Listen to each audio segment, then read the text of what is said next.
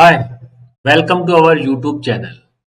आज हम डिस्कस करने वाले हैं कि किसी भी ऑर्गेनाइजेशन को, चाहे वो किसी भी इंडस्ट्री की हो, उसके लिए आज अपनी डिजिटल प्रेजेंस कितनी ज़रूरी हो गई है। डिजिटल प्रेजेंस का मतलब है कि सोशल मीडिया के अंदर या आपके आसपास के अंदर आपकी ब्रांड के बारे में या आपकी ऑर्गेनाइजेशन के बारे में सबको पता लगे कि आपकी क्या यूएसपी है, किस फील्ड में आप काम कर रहे हो और क्या-क्या सर्विसेज आप प्रोवाइड करते हो। उसी को हम बोल देते हैं डिजिटल प्रेजेंस। डिजिटल प्रेजेंस की बात क्यों होती है? देखिए, फिजिकल मीडिया के थ्रू या फिर फिजिकल प्रेजेंस के थ्रू आप अपने जो भी ऑर्गेनाइजेशन है उसके बाहर बोर्ड लगवा देते हैं, फ्लेक्स लगवा देते हैं और आसपास के एरिया के अंदर बड़े-बड़े होर्डिंग्स लगवा करके आप अपनी पब्लिसिटी करते हैं।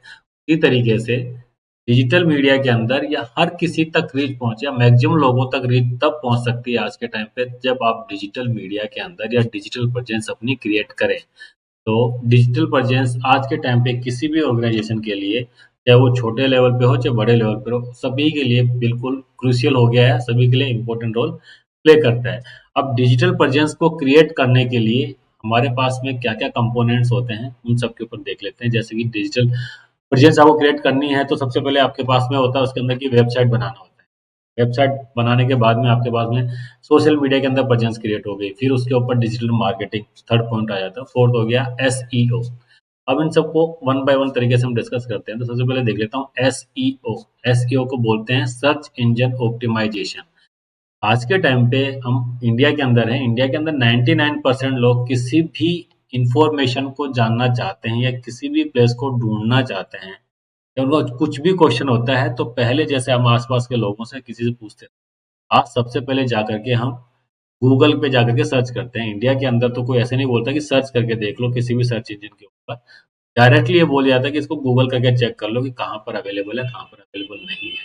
तो गूगल क्या है? एक सर्च इंजन है। उसी तरीके से गूगल के जैसे गूगल हो गया, बिंग हो गया, याहू हो गया, ये सारे सर्च इंजन्स हैं, जो कि डिफरेंट डिफरेंट कंट्री के अंदर डिफरेंट डिफरेंट स्कोप के ऊपर काम कर रहे हैं। तो हमारे इंडिया में गूगल काम करता है। तो गूगल के ऊपर जब कोई किसी भी ऑर्गेनाइजेशन का नाम ढूँढे, किसी भी पर्टिकुलर प्लेस के बारे में सर्च करे, तो वो डिस्प्ले हो जाए, तो उसे कहते हैं सर्च इंजन ऑप्टिमाइजेशन। कि अगर किसी ने नाम सर्च करा, जैसे कि हमारा प्लेटफॉर्म है एएपीएमएस, तो अगर एएपीएमएस गूगल के ऊपर सर्च करने के ऊपर अगर एपीएमएस का नाम नहीं आता है, तो मतलब उसके बारे में केवल हम लोग जानते हैं, बाकी जनता उसके बारे में नहीं जान सकती। हम जिन लोगों तक उसको पहुंचाना चाहते हैं उन तक वो नहीं पहुंच सकता है, क्योंकि सोशल मीडिया के अंदर उसकी प्रेजेंस नहीं है। इसे बोलते हैं सर्च इंजन ऑप्टिमाइजेशन। अल्टीमेटली जब गूगल के ऊपर कुछ भी आप सर्च करते हो तो उसके अंदर मल्टीपल पेजेस नीचे होते हैं, 1 टू 10 तक खुल जाते हैं। तो कुछ वेबसाइट ऐसी होती हैं जिनका कि फर्स्ट पेज के ऊपर नाम हो रहा था, किसी का सेकंड पेज पे आता है, किसी का थर्ड पेज पे आता है, किसी का फोर्थ पेज पे आता है। तो ये जो ऑर्डर डिसाइड होता है वो आपके एसईओ डिफाइन करता है कि आप किस तरीके से डिस्प्ले पे जा रहे हो किसी भी सर्च इंजन के अंदर रिजल्ट के ऊपर। तो आपकी इंफॉर्मेशन कुछ कीवर्ड्स के अकॉर्डिंग ऑप्टिमाइज करी जाती है, जिसके बेस पे रिजल्ट निकलते हैं, और वो होता है सर्च इंजन ऑप्टिमाइजेशन। उसके बाद में आता है आपका डिजिटल मार्केटिंग। डिजिटल मार्केटिंग को जनरली हम रेफर करते हैं इनऑर्गेनिक मार्केटिंग या फिर पेड मार्केटिंग के लिए। सोशल मीडिया परचेंस की हम बात करते हैं। सोशल मीडिया के अंदर नेटवर्किंग के अंदर सोशल नेटवर्क कौन कौन से हो गए? यूट्यूब हो गया, इंस्टाग्राम हो गया, फेसबुक हो गया, लिंक्डइन हो गया, ट्विटर हो गया, ये सारे सोशल मीडिया प्लेटफॉर्म्स हैं। अब इनको सोशल मीडिया प्लेटफॉर्म इसलिए बोलते हैं क्योंकि सोसाइटी के थ्रू ड्रिवन होते हैं। यहाँ पर किसी का कॉपीराइट नहीं हो रखा कि आप अपनी इन्फॉर्मेशन को शेयर नहीं कर सकते। जस्ट लाइक कोई न्यूज चैनल है, उसके ऊपर कुछ भी इन्फॉर्मेशन आपको शेयर करनी है, तो उसके लिए आपको या तो उसको पेमेंट करना पड़ेगा या फिर वो जब खुद न्यूज चैनल वाले आकर के आपके सामने कुछ रिकॉर्डिंग करेंगे तभी जाकर के उसको डिस्प्ले कर सकते हो। तो आप अपना न्यूज़ चैनल तो क्रिएट नहीं कर सकते। आप अपना न्यूज़ चैनल आज के टाइम पे क्रिएट कर सकते हो सोशल मीडिया के थ्रू। यूट्यूब के ऊपर कर दिया, फेसबुक के ऊपर कर दिया, इंस्टाग्राम के ऊपर कर दिया, लिंक्डइन के ऊपर अपना पेज बना लिया। इन सब के थ्रू आप अपने सोशल मीडिया के अंदर प्रेजेंस क्रिएट करते हो। और ये सोशल मीडिया के अंदर जो प्रेजेंस क्रिएट हुई है, उसी प्रेजेंस को मैक्सिमम लोगों तक पहुँचाने के लिए आप पेड मार्केटिंग का ऑप्शन चूज़ करते हो। और पेड मार्केटिंग के अंदर आपके पास होंगे, अगर आपको बल्क में एसएमएस सेंड करने हैं, तो एसएमएस जो शूट करवाते हैं वो भी आपका पेड होता है। वो भी आपका डिजिटल मार्केटिंग का पार्ट है। आपको जब ईमेल्स के थ्रू अपनी इन्फॉर्मेशन शेयर करनी है, तो बल्क ईमेल परचेज़ करते हैं, वो भी पेड होता है। ये भी आपका डिजिटल मार्केटिंग का पार्ट हो गया। उसके अलावा जो सोशल मीडिया के अंदर जो भी आपने अपने चैनल्स बना रखे हैं या पेजेस बना रखे हैं, उनके ऊपर रील्स वगैरह हो गए, पोस्ट वगैरह हो गए, वीडियोज़ वगैरह हो गए, उन सबको जब आप शेयर करते हो, उनको बूस्ट करना चाहते हो, बूस्ट करना मतलब मैक्सिमम लोगों तक रीच पहुँचानी होती है, तो पर्टिकुलर वो सोशल मीडिया या सोशल प्लेटफ़ॉर्म जिसके ऊपर आपने सब कुछ कंटेंट डाल रखा है, वो कंटेंट को प्रमोट करने का आपसे चार्ज लेता है। ये सारी चीज़ें आती है आपके होते हैं डिजिटल मार्केटिंग के अंदर। उसके बाद अभी डिजिटल मार्केटिंग हम जिसकी कर रहे हैं, उससे पहले जो आपको पेजेस वगैरह क्रिएट करने होते हैं, वो हो गया आपका सोशल मीडिया के अंदर प्रेजेंस को क्रिएट करना। तो सोशल मीडिया के अंदर जो प्रेजेंस क्रिएट करी जाती है, वो आपकी ब्रांड बनाई जाती है। आपको नाम को, आपका जो मिशन था या फिर जो विजन था, उसी के अकॉर्डिंग उसको बिल्ड करा जाता है। ऐसे नहीं कि मतलब अगर आपकी एजुकेशनल इंस्टीट्यूट है तो एजुकेशनल कंटेंट आप उसके ऊपर डालते हैं, किसी से भी आप करवा रहे होते हो तो उसी तरह का कंटेंट आपके ऊपर बना रहे होते हैं, उसी तरीके से चीज़ें बिल्ड कर रहे होते हैं। उसके बाद में आती है आपकी वेबसाइट। वेबसाइट जैसे पहले आप नाम प्लेट होती है, आपके घर के नाम की नाम प्लेट होती है, तो जो कोई आने जाने वाला आपकी गली से जो भी बंदा निकल रहा हो, तो आपकी नेम प्लेट को देखने के बाद पता लग जाता है कि हाँ, इस घर के अंदर ये लोग रहते हैं। उसी तरीके से वेबसाइट आपका गेटवे होता है या फिर आपका फर्स्ट इंप्रेशन होता है आपकी ऑर्गेनाइजेशन के बारे में पब्लिक डोमेन के अंदर दी हुई इंफॉर्मेशन को शेयर करने का तरीका। तो जो इंफॉर्मेशन आप सबके साथ में शेयर करना चाहते हैं वो आपकी वेबसाइट के ऊपर डिस्प्ले में जाता है। अब हम इस वीडियो में बात कर रहे हैं, स्पेशली हम बात करेंगे स्कूल्स के लिए, इंस्टीट्यूट्स के लिए, एजुकेशनल प्लेटफॉर्म जितने बने हुए हैं या फिर एजुकेशन इंस्टीट्यूट जो होते हैं, उनकी सोशल मीडिया के अंदर या उनकी डिजिटल प्रेजेंस किस तरीके से क्रिएट करी जाती है। तो सबसे पहले बनेगी आपकी वेबसाइट। वेबसाइट के थ्रू सारा कुछ काम होता है, जिसके अंदर आपके स्कूल के बारे में किस तरह का आपका एडमिशन प्रोसेस होता है, किस तरीके से एनरोलमेंट होते हैं, क्या आपका करिकुलम है, क्या आपकी फीस वगैरह का डिस्प्ले है, किस तरीके से आपके अंदर यहाँ पे एक्टिविटीज होती हैं या फिर कुछ इवेंट्स हो रहे हैं या फिर आपके जो होने वाले इवेंट्स उनकी लिस्टिंग होती है, फोटो गैलरीज को डिस्प्ले के मतलब हर किसी को देख सके, वीडियो गैलरी होती है, ये सारी चीजें मैनेज होती हैं। उसके साथ ही ब्लॉग्स वगैरह लिखने का ऑप्शन होता है, जिसके ऊपर कि आप अपने बारे में इंफॉर्मेशन वगैरह शेयर कर रहे होते हो। सेम चीज को आप बार बार तरीके से रिपीट करते हो सोशल मीडिया के ऊपर और पेड मार्केटिंग के थ्रू। और एक वेबसाइट का एसईओ जब प्रॉपर तरीके से होता है, तभी जाकर के गूगल सर्च रिजल्ट के अंदर आपका नाम आता है। तो ये सारी 4 डिफरेंट डिफरेंट रोल हो गए हैं या फिर 4 डिफरेंट डिफरेंट टास्क हो गए, जिसके लिए आपको डिफरेंट डिफरेंट लोगों के साथ में मिलना पड़ता है। जैसे कि अभी जो 4 टास्क हैं, जनरली आप इन चारों टास्क को कंप्लीट करने के लिए मिलते हैं 4 डिफरेंट डिफरेंट एजेंसीज के साथ में, या 4 डिफरेंट डिफरेंट प्रोफेशनल्स को आप हायर करते हो। जबकि उसके लिए आपको 4 लोगों की ज़रूरत नहीं होती, देखा जाए तो केवल 2 लोगों की ज़रूरत होती है। अब 4 लोगों की ज़रूरत क्यों नहीं होती है और 4 लोगों के साथ में काम करने में क्या नुकसान है? देखिए, किसी भी काम को अगर कोई इंडिविजुअल बंदा कर रहा है, तो उसको पता है कि मेरा किस काम का आउटपुट आएगा जो कि मुझे दूसरे काम के अंदर यूज़ करना है। 4 डिफरेंट डिफरेंट पर्सन्स अपने लेवल के ऊपर काम कर रहे हैं। अगर 4 डिफरेंट डिफरेंट एजेंसीज़ भी काम कर रही हैं, तो वो आपको इनवॉइस जनरेट करके देंगे, आप उसका पेमेंट करेंगे।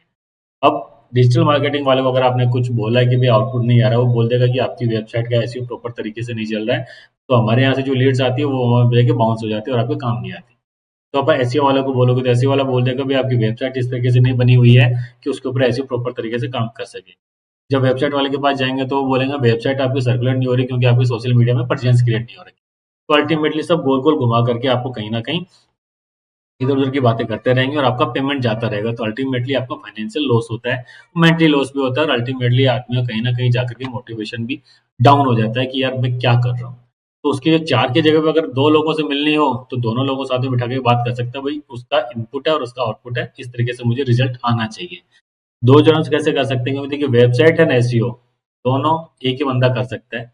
जो डेवलपर होता है, वेबसाइट बनाने वाला जो बंदा होता है, उसको हम वेबसाइट डेवलपर कहते हैं। जो डेवलपर तो जिस वेबसाइट को उसने बिल्ड करा है, उस वेबसाइट का जो एसईओ वो कर सकता है, उसके अलावा कोई नहीं कर सकता, क्योंकि प्रोग्रामेटिकली वो उस वेबसाइट के अंदर वो सारे फीचर्स को इंक्लूड कर सकता है, जिनके लिए बाद में आपको पेमेंट करना पड़ता है या फिर आपका स्टाफ उसको मैनेज नहीं कर सकता, कोई और स्टाफ को करवाना पड़ता है। जबकि अगर वेबसाइट जब बन रही होती है, उसी टाइम के अंदर उसके अंदर इस तरह के फीचर्स बिल्ड कर दिए जाएँ, ताकि कोई भी बंदा उस वेबसाइट का एसईओ मैनेज कर सकता है, क्योंकि 10-5 दिन की ट्रेनिंग के अंदर सबको समझ में आ जाता है कि उनकी पर्टिकुलर ऑर्गेनाइजेशन को एसईओ के ऊपर या फिर गूगल सर्च रिजल्ट के ऊपर इम्प्रूव करने के लिए कौन-कौन से मेथड्स को अप्लाई करना है। उसके बाद में दूसरा आ गया आपका ब्रांडिंग क्रिएट करना है, फिर सोशल मीडिया पे प्रेजेंस क्रिएट करने के लिए वो बंदे काम कर रहे होते हैं जो कंटेंट क्रिएट करते हैं या फिर यूआई यूएक्स डिजाइनर्स होते हैं या फिर ग्राफिक डिजाइनर्स होते हैं। वो सारा कुछ आपकी थॉट के अकॉर्डिंग, जैसे मान लीजिए एग्जांपल के लिए आपका लोगो होता है, लोगो के अंदर आपने कुछ सिंबल्स यूज करे होते हैं, कुछ टेक्स्ट यूज करा हुआ रहता है, उसके साथ ही उसके ऊपर कुछ कलर का कॉम्बिनेशन भी आप यूज करते हो। तो उन्हीं सभी चीज़ों का यूज़ करते हुए कि आपका मिशन क्या है, क्या विज़न है, उसी को वो जाकर के इम्प्लीमेंट करते हैं। तो बेसिकली 2 लोगों के साथ में काम करने के साथ में आपका पूरा कंप्लीटली काम हो जाता है। अब ये 2 लोगों के साथ में काम करना है, तो 2 लोगों के लिए भी कौन-सा काम होना चाहिए? हम जनरली हर ऑर्गेनाइज़ेशन की या फिर एजुकेशनल इंस्टीट्यूट में बात करें तो स्कूल की नीड यही है कि उसे 10 लोगों से काम ना करवाना पड़े, एक जने से काम करे, उसका काम हो जाए, भले पेमेंट थोड़ा बहुत एक्स्ट्रा भी हो जाए या फिर नॉर्मल तरीके से रहे, तो भी उनको दिक्कत नहीं आती, क्योंकि पेमेंट अगर ₹100 आप बचा रहे हैं तो उसकी जगह पे आप जहाँ पे ₹1000 अर्न कर सकते थे, जो लॉस आपका हो रहा है वो कंसिडर नहीं होता। आपको लगता है कि सस्ते-सस्ते में काम हो गया है, बट अल्टीमेटली आपको कहीं न कहीं जाकर के वो लॉस हो जाता है। अब ये कहाँ कर सकते हैं? DLR इन्फोटेक प्राइवेट लिमिटेड एक आईटी कंपनी है जिसका अपना प्लेटफॉर्म है AFPMS, academics flow and performance monitoring system. एक ऐसा सिस्टम जो डिजाइन करा गया है डेडिकेटेडली फॉर एजुकेशनल इंस्टीट्यूट, जिसके अंदर स्कूल हो, कॉलेज हो, पॉलिटेक्निक कॉलेज हो, इंस्टीट्यूट हो, ट्यूशन सेंटर हो, बड़े कोचिंग हब हो, उन सभी के लिए वो सेम रोल प्ले करता है कि कोई भी बंदा उसके ऊपर ऑनबोर्ड होकर के अपनी सारी चीज़ों को सॉर्ट आउट कर सकता है। उसके अंदर जो हमने डिजिटल प्रेजेंस की बात करी है, उसके अलावा भी जो आप एक एजुकेशनल इंस्टीट्यूट की जो नीड होती है, वो कंप्लीटली उसके अंदर फुलफिल होता है। ये कोई एक ईआरपी सॉल्यूशन नहीं है कि ईआरपी के साथ में आप इससे कन्फ्यूज़ हो जाएँ। ईआरपी एएपीएमएस का एक छोटा-सा पार्ट है जिसको कि इग्नोर करा जा सकता है कि भई ईआरपी हर किसी के पास में होता है, तो नॉर्मल चीज़ें से उनको हैंडल करता है। बट ये आपके पूरे एकेडमिक्स को, आपके पूरे इंस्टीट्यूट को कंप्लीटली मैनेज करता है, कंप्लीटली डिजिटल रखता है कि आपको कहीं पर भी कुछ भी हर्डल फील नहीं होते किसी भी टास्क को कंप्लीट करने के अंदर। तो एएफपीएमएस को ही यूज़ क्यों करा जाए या सीएलआर इन्फोटेक को क्यों चूज़ करा जाए इस काम के लिए, एजुकेशनल इंस्टीट्यूट के लिए स्पेशली मैं बात कर रहा हूँ तो, क्योंकि जिस टीम ने एएफपीएमएस को बनाया है या जो उसके ऑपरेशंस की टीम है, वो टीम हाइली एक्सपीरियंस्ड है। अब हाइली एक्सपीरियंस का मतलब कि हर आईटी कंपनी के अंदर एक्सपीरियंस लोग होते हैं, तो आपके अकॉर्डिंग वो प्रोडक्ट को बिल्ड कर सकते हैं। तो पहली बात तो ये है कि जब हाइली एक्सपीरियंस मेंबर्स के साथ में जब आप काम कर रहे हो, तो इंडिविजुअल अपना सेपरेट प्रोडक्ट बनवाते हैं, तो उसकी कॉस्टिंग इतनी हाई होती है, तो आप उसके बारे में सोच भी नहीं पाते। अब दूसरी बात कि एक्सपीरियंस लोगों का एक्सपीरियंस किस फील्ड में है, ज़रूरी नहीं है कि जिसने फ्लिपकार्ट बनाई है या फ्लिपकार्ट के अंदर जो लोग काम कर रहे हैं, वो एजुकेशन सेक्टर के अंदर भी वैसा ही काम कर सकते हैं, जैसा कि उन्होंने फ्लिपकार्ट को बिल्ड करते टाइम पे करी थी। या किसी ने ई-कॉमर्स का प्लेटफ़ॉर्म बनाया है, तो वो वैसा का वैसा ही एजुकेशन सेक्टर के लिए प्लेटफ़ॉर्म भी बिल्ड कर सकते हैं। वो प्रोग्रामेटिकली सब कुछ कर सकते हैं, बट अल्टीमेटली उस कस्टमर की नीड क्या है? एक एजुकेशन सिस्टम की जब बात करते हैं तो उसके अंदर 4 स्टेक होल्डर होते हैं। स्टूडेंट हो गया, पेरेंट हो गया, टीचर हो गया, मैनेजमेंट हो गया। चारों का लेवल डिफरेंट डिफरेंट होता है। स्टूडेंट छोटा मतलब बच्चा भी होता है, 12th क्लास का स्टूडेंट भी होता है और ग्रेजुएशन का स्टूडेंट भी होता है। उनका थॉट प्रोसेस अलग होता है, उनकी नीड अलग होती है।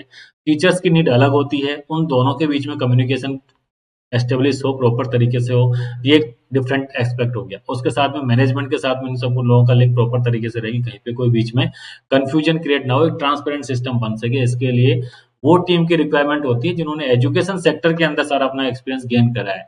तो एपीएमएस की जो टीम है, मोर देन 16 ईयर्स से एजुकेशन सेक्टर में ही काम कर रही है। उस टीम ने फिटजी एंड एलन जैसे इंस्टीट्यूट्स को अभी तक सर्व करा है, सर्विसेज दी है। पूरे लॉकडाउन के अंदर एलन जैसे इंस्टीट्यूट्स को सर्वाइव करके हम लोगों ने उसको बाहर निकाला है कि मतलब कि एक प्लेटफॉर्म ने, छोटी सी टीम ने सब कुछ बिल्ड करके दिया। तो हमारी टीम के पास में वो एक्सपीरियंस है जो कि आपकी स्पेसिफिक नीड को हम फुलफिल कर सकते हैं। बाकी आईटी कंपनीज के पास में शायद ये एक्सपीरियंस अवेलेबल नहीं है, तो इसलिए आप एपीएमएस को चूज कर सकते हैं।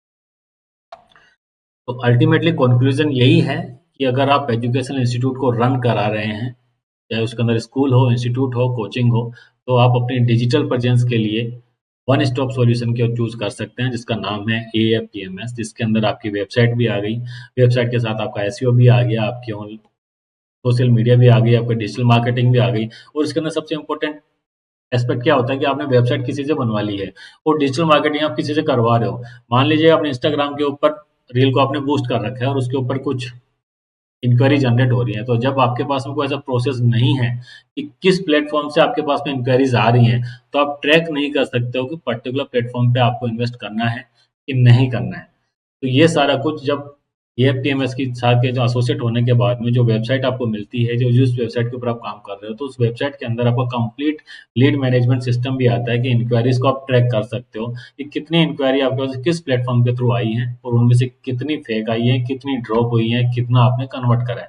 अल्टीमेटली ये सारा कुछ काम करने का हर ऑर्गेनाइजेशन का काम यही होता है कि इंक्वायरीज आ रही हैं, हमारे पास में लीड्स आ रही हैं, तो लीड्स को कन्वर्ट कर रहे हैं। तो ये सारा प्रोसेस आपको एक विंडो के ऊपर, सिंगल एपीएमएस की विंडो के ऊपर अवेलेबल होता है। इसके बारे में अगर आपको और कुछ भी जानना हो, तो आप हमें कमेंट बॉक्स के अंदर भी लिख सकते हैं। दिए हुए मोबाइल नंबर्स के ऊपर भी कॉन्टैक्ट कर सकते हैं। आप हमारे ईमेल आईडी के ऊपर ईमेल कर सकते हो और हमारी वेबसाइट्स के ऊपर जाकर के भी आप इंक्वायरी को पोस्ट कर सकते हो। हम हमारी तरफ से बेस्ट कोशिश करेंगे आपके डाउट्स को सोल्व करने की, और हाईली रिकमेंड करते हैं हम कि अगर आप एजुकेशनल इंस्टीट्यूट हैं, तो आपको एपीएमएस के साथ में ऑनबोर्ड होना चाहिए, क्योंकि टाइम डिजिटल एरा का ही है। आज आपको इसकी ज़रूरत फ़ील नहीं हो रही, तो आने वाले 1-2 साल में आपको इसकी जो भी ज़रूरत है फ़ील हो जाएगी, और तब जाकर के आपको कहीं न कहीं आपको लगेगा कि मैं बाकी लोगों से कहीं न कहीं पीछे रह गया हूँ। तो you are most welcome on AFPMS. Thank you.